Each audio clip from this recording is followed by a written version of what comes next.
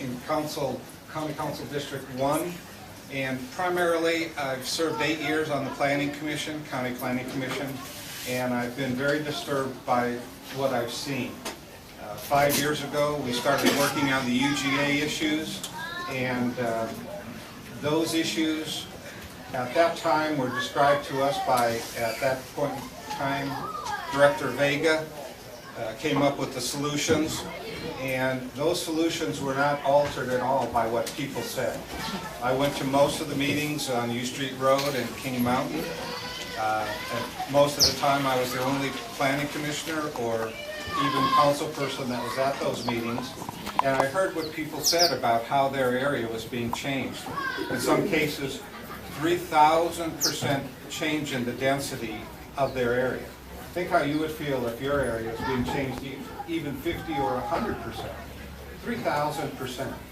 It didn't seem to matter what the people wanted.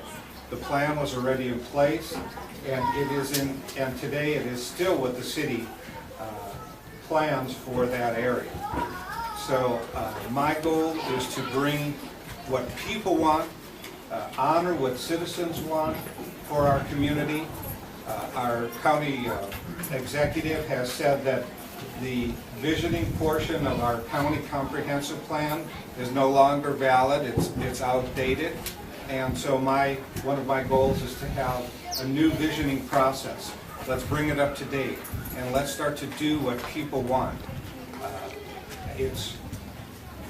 There's many different issues.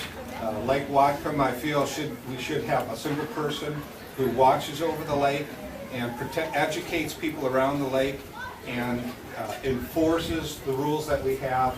We have a lot of rules that are not being enforced, but that's a secondary issue to having a Whatcom County that we all know and love. I have a degree in secondary education. I first moved here in '74, moved out in 1980, not due to my own desires.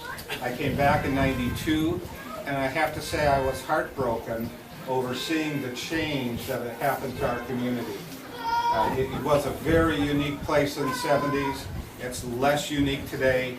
And John McLaughlin from Western says that if we continue with the population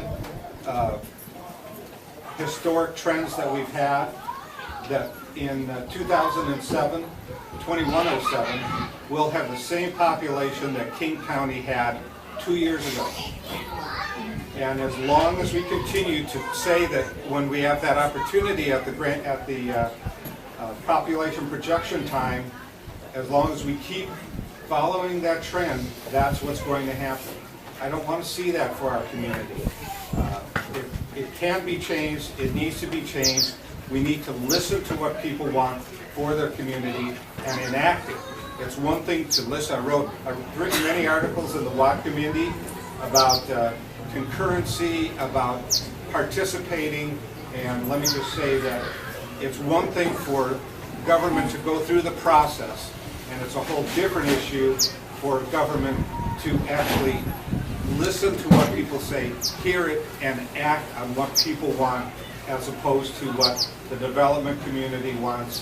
One last thing, when people develop, they put into their budget money for attorneys to go and talk to the government. As regular people, we have to come out of our pocket with that money to hire an attorney. And if we leave it the way that it is, the attorneys have such a huge advantage in the situation. Lake Samish, where I live, was able to change the zoning because they did come out, spend their own money to hire an attorney to counteract what the development attorneys wanted.